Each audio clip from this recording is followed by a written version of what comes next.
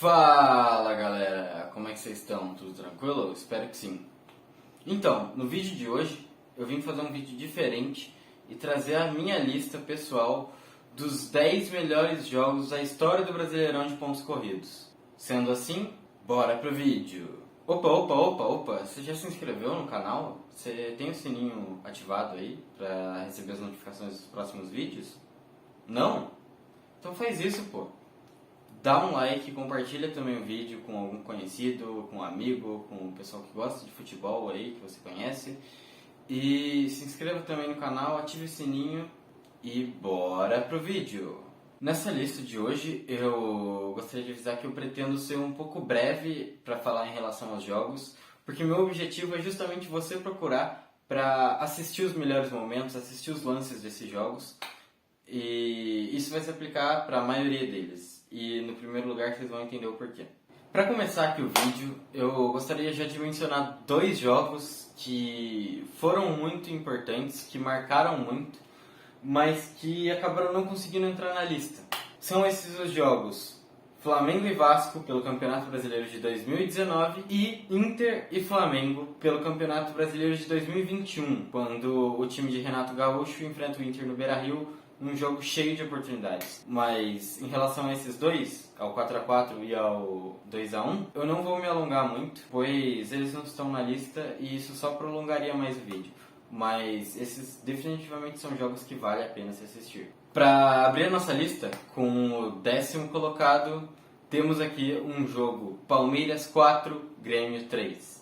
Nesse jogo ocorreram duas viradas e uma grande atuação de Juliano, que na época estava no Grêmio. O Palmeiras abre o placar, o Grêmio vira, o Palmeiras vira e temos um impressionante jogo com 4x3, com um golaço de Roger Guedes, com golaços de Juliano.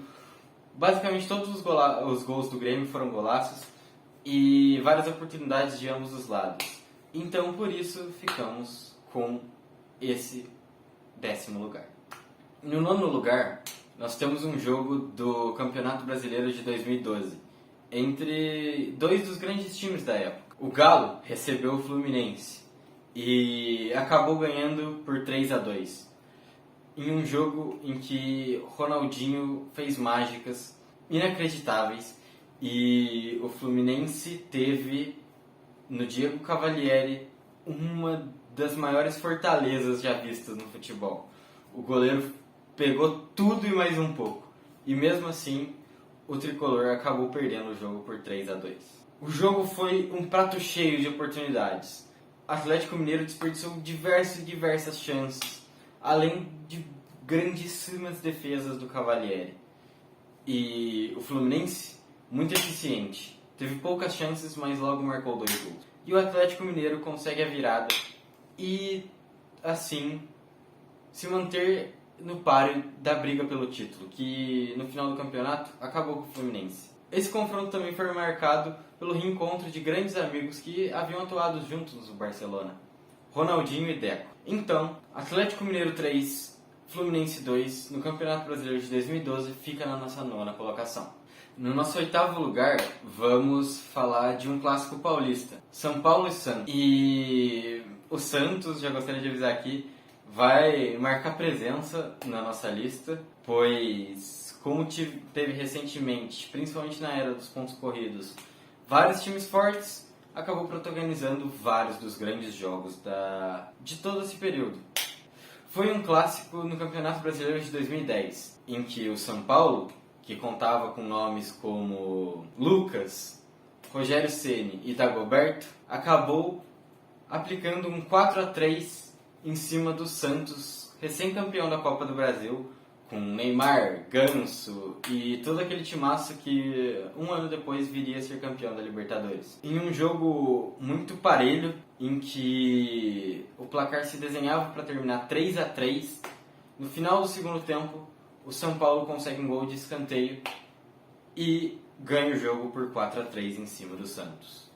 Assim definindo o placar do clássico e garantindo esse grande resultado para cima do rival, o Peixe. No 7º lugar, temos aqui um jogo também um pouco mais antigo, de 2005, quando, mordidos ainda pelo campeonato do Santos em cima do Corinthians, o Corinthians aplica a maior goleada do confronto na história dos pontos corridos e acaba massacrando o alvinegro paraiano por 7-1, com um jogo onde diretores santistas acabaram provocando Carlitos Tevez, que marcou apenas 3 gols e deu show naquela partida, fez chover. E para melhorar, naquele campeonato de pontos corridos, o Corinthians se sagrou campeão, ou seja, pôde devolver a humilhação e ainda se sagrou campeão. Olha só, por isso, essa goleada na história do clássico entra no nosso 7º lugar. Para o nosso 6º lugar, vamos voltar lá para 2006. Um jogo em que, pelo Campeonato Brasileiro, Atlético Paranaense recebeu o Vasco e acabou protagonizando um jogo com 10 gols. O Carioca sai na frente, marcando 2-0, e o Atlético Paranaense diminui, fazendo 2-1. Isso no primeiro tempo. E isso pode levar a imaginar que é um jogo bom, mas por que estaria nessa lista? Simplesmente porque no segundo tempo foram marcados 7 gols na incrível virada do Atlético Paranaense para cima do Vasco. 2 times que, na época, recém chegaram a finais, disputaram títulos, foram campeões de diversos campeonatos. Então, um jogo entre 2 timaços pode-se esperar algo inusitado. E o que foi inusitado dessa vez foi a presença de 10 bolas na rede. Em 5º lugar, temos um dos duelos épicos desse século entre Fluminense e Grêmio. Um 5-4 para o Fluminense. Dessa vez, em 2011, o Fluminense do Unimed tinha um timaço com Deco, Fred, Cavalieri e diversos grandes jogadores. E o Grêmio também apresentava um time forte. E esse duelo no Rio de Janeiro teve apenas 9 gols. Joguinho fraco esse. Vale a pena conferir. Até porque o jogo teve golaços e jogadas inusitadas de ambos os lados. Enfim, tudo que é digno de um grandioso jogo. Por isso, fica com nossa 5ª posição. Gostaria de ressaltar aqui também o quão grandioso foi o Campeonato Brasileiro de 2011. Uma vez que ele está marcando e vai marcar presença nessa lista de forma inesquecível. Então, por isso, o Campeonato Brasileiro de 2011 foi um dos melhores, pelo menos em termos de grandes jogos. Para o nosso 4º lugar, temos uma goleada. E uma goleada em clássico na última rodada, sendo que um rival tinha a chance de rebaixar o outro, apenas com uma simples vitória. Sim, eu estou falando do jogo entre Cruzeiro e Atlético Mineiro em 2011 pelo Campeonato Brasileiro. O Cruzeiro chegava numa situação crítica e que a simples vitória do Galo rebaixaria o clube. O Galo, então, abre o placar, mas acaba tomando de 6 do Cruzeiro, num jogo incrível, em que acaba 6-1 com uma boa atuação de Roger. É impressionante. Imagina não conseguir rebaixar o seu rival na última rodada, sendo que ele vinha fazendo uma péssima campanha e ainda tomar a maior goleada da história do clássico. Por esses motivos, o jogo entre Cruzeiro e Atlético Mineiro fica na nossa 4ª posição. Para o 3º lugar, vamos retornar lá para 2003, na primeira edição do Campeonato Brasileiro de Pontos Corridos, em um jogo pela 38ª rodada, onde o Bahia recebeu o Santos. E nesse jogo, acabou 7-4 para o alvinegro praiano. Mas não pense que foi fácil, já que o Bahia abriu o placar e até o 6º gol, o Santos mantinha a diferença de 1 gol ou nenhum gol para o Bahia. O jogo começa e o Bahia logo abre o placar. O Robinho, então, faz um gol e dá uma bonita assistência. O Bahia acaba empatando com um gol do Didi. O Santos faz o 3-2 e o Bahia encerra o primeiro tempo com 3-3. No segundo tempo, o Bahia faz o 4-3, mas o Alvinegro Paraiano faz o 4-4 e 5-4 com 2 gols do Diego Ribas. Para finalizar, William e Fabiano, ambos pelo Santos, marcam gols de pênalti e acabam protagonizando um dos maiores jogos da história do Brasileirão de pontos corridos, com o rei das pedaladas Robinho e Diego Ribas brilhando, cada um marcando 2 gols. Também vale o destaque para o atacante Didi, do Bahia, que também marcou 2 gols. Estes foram os protagonistas da noite. E, consequentemente, para o segundo lugar, temos um jogo que foi bem recente até. E esse jogo foi Grêmio 4, Fluminense 5. O time de Renato Gaúcho começa avassalador. E com 22 minutos, já estava fazendo 3-0 no Fluminense de Fernando Diniz. Fluminense esse que aos 39, com Ione Gonzalez, diminui o placar.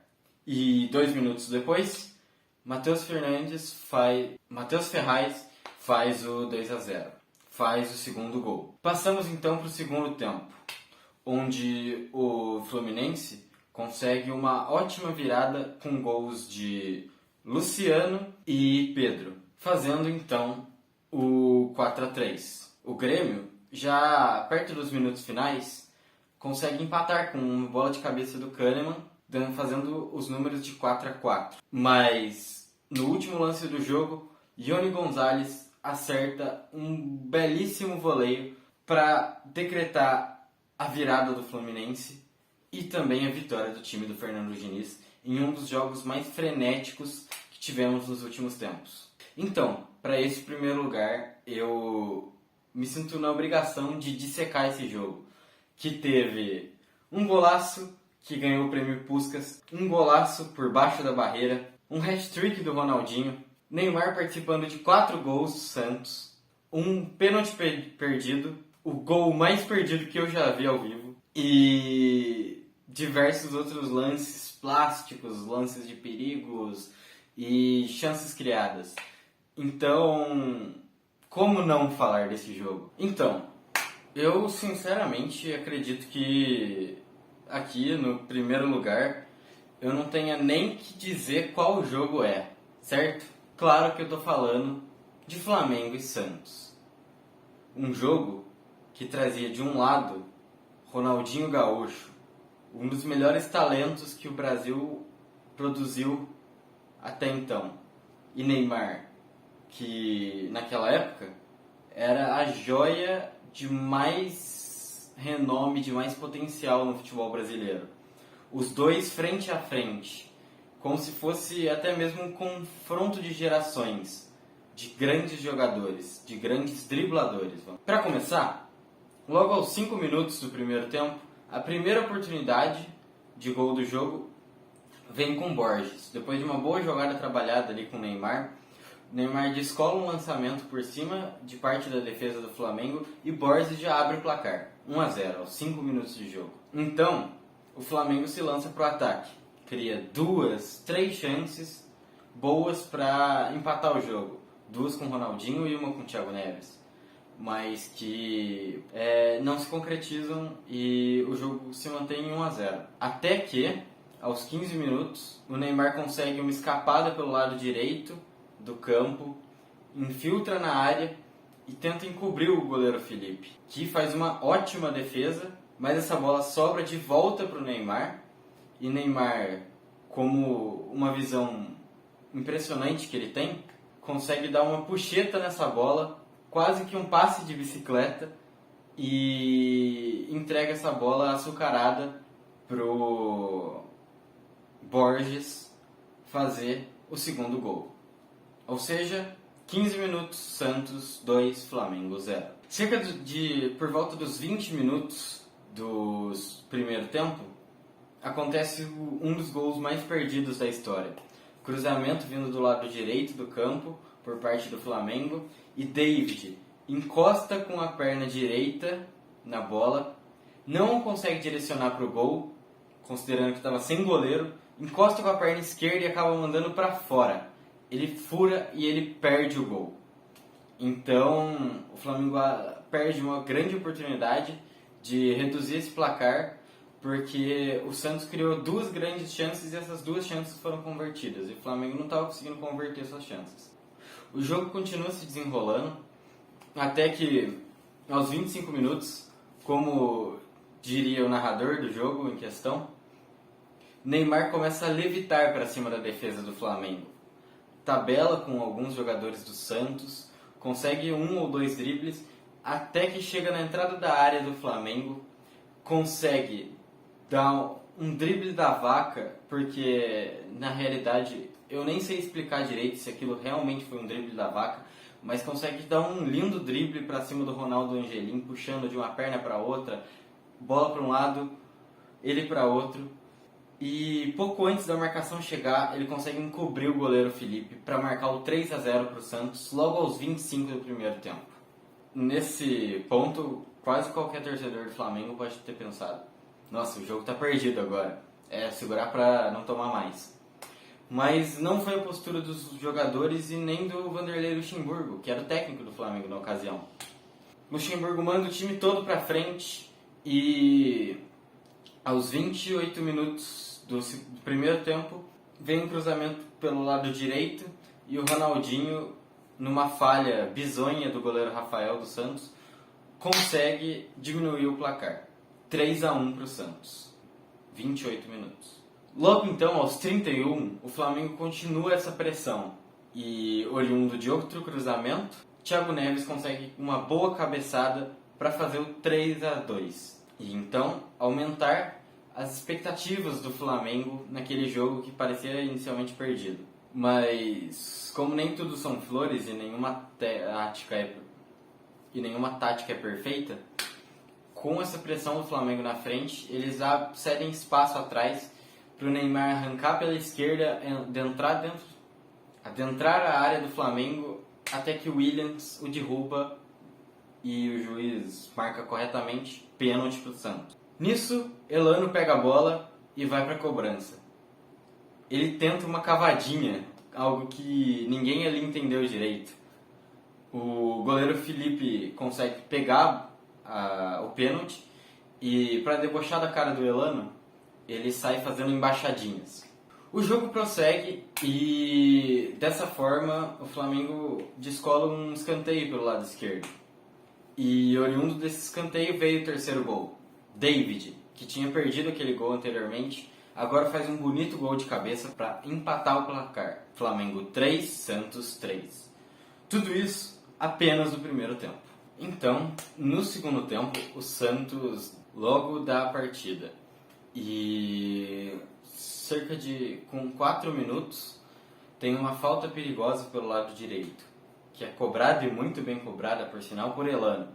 E o goleiro Felipe, do Flamengo, intervém fazendo uma defesaça. Cerca de 5, 6 minutos do segundo tempo, uma bola sobra na área para o Neymar, que tira David Braz com uma enorme categoria e consegue tirar a bola do goleiro Felipe, tocando para dentro das redes. Ou seja, Santos 4, Flamengo 3. Com 22 minutos, o Flamengo tem uma falta depois de um belíssimo lance do Ronaldinho, que ele dribla 2 jogadores santistas, a poucos centímetros da risca da área e da meia-lua. Ronaldinho pega a bola debaixo do braço e se propõe a bater. Assim que ele encosta na bola, já sai comemorando, pois sabia que resultaria em gol, uma vez que ele tocou por baixo da barreira. Um gol que tinha toda a grife do Ronaldinho daquela época, que no momento em que a barreira pulou, o destino estava decretado.